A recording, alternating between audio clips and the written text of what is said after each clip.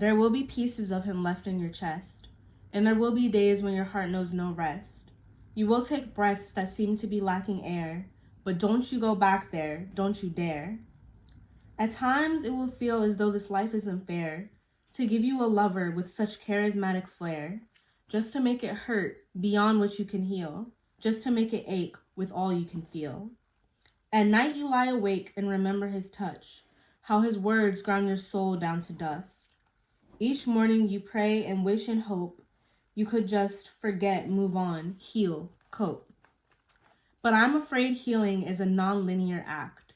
It moves more like a spiral, in fact, until the spiral becomes a circle and the circle concave, until one day the circle becomes a wave. The wave fluctuates and rises and shifts, comes to shore, then recedes and drifts. The waves spike and dip and go flat until the line is straight. Even then, there will be ripples in the line.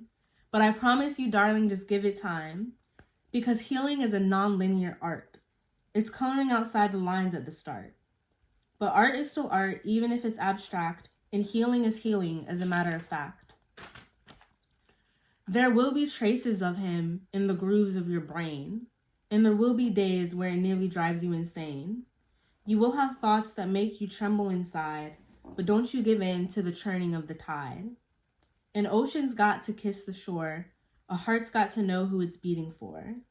It beats for you now, though maybe not before, and suddenly you know what you're living for. There will be moments when the thought of him makes you smile, and there will be days where it doesn't even hurt for a while. You will have desires to go back to him, but don't you throw it all away on a whim. Because healing is a non-linear journey. As you go, please show yourself mercy. Nobody said it'd be easy, but it's worth taking anyway.